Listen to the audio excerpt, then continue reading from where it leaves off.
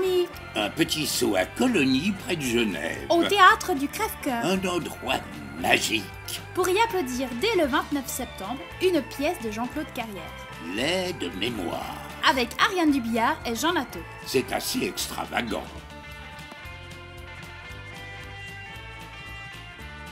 Alors je m'appelle Ariane.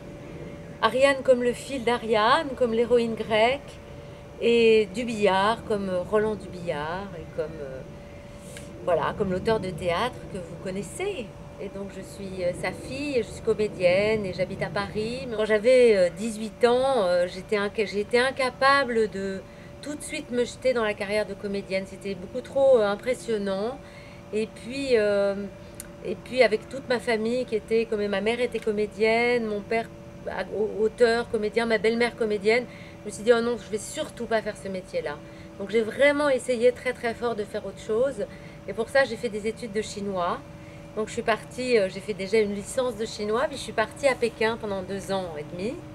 Et voilà, j'ai vraiment essayé d'y croire. Et puis voilà, c'est un fiasco complet parce que finalement, en Chine, j'ai fait que faire travailler des rôles, des pièces de Molière à mes élèves et je les ai faisais chanter, donc c'était complètement un échec. Quand je suis rentrée de Chine, je me suis dit je vais faire vraiment sérieusement ce que je veux faire et j'ai commencé par le chant. En ce moment, je suis beaucoup en vadrouille avec ma valise, je me balade, je vais à Genève, je vais à Berlin, je vais à Londres, je vais à Pékin, voilà, je me balade et en ce moment, j'ai quand même élu résidence au théâtre du Crève-Cœur où nous allons jouer Lait de mémoire, qui est l'histoire d'une jeune femme qui arrive quelque part avec sa valise. Donc c'est un rôle dans lequel je me glisse depuis un certain temps.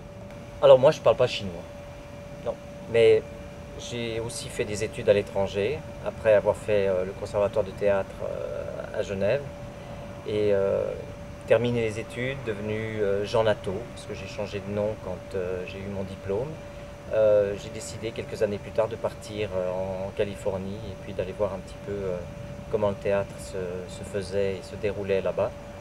Et puis j'ai passé 2 années magnifiques et je suis revenu avec l'envie de jouer. C'est là que j'ai rencontré Jean Mars à travers une très belle pièce qu'on a montée au Théâtre des Funambules. Et ensuite, j'avais besoin de travailler sur l'espace, un peu sur l'idée de la scénographie. Alors c'était difficile de repartir, de refaire des études dans un autre pays. Donc l'idée a été de faire une école d'architecture et de rentrer à l'école de Genève, à l'université qui était encore à l'époque affiliée avec les Beaux-Arts. Et puis j'ai fait mon diplôme d'architecte et puis à partir de là, j'ai essayé d'avoir 2 casquettes, celle d'architecte, scénographe. Et puis j'ai fait de l'architecture pendant trop longtemps peut-être et l'envie est revenue très forte de retourner dans la boîte noire en fait, dans le théâtre, plutôt que de travailler sur un espace extérieur, travailler sur un espace intérieur.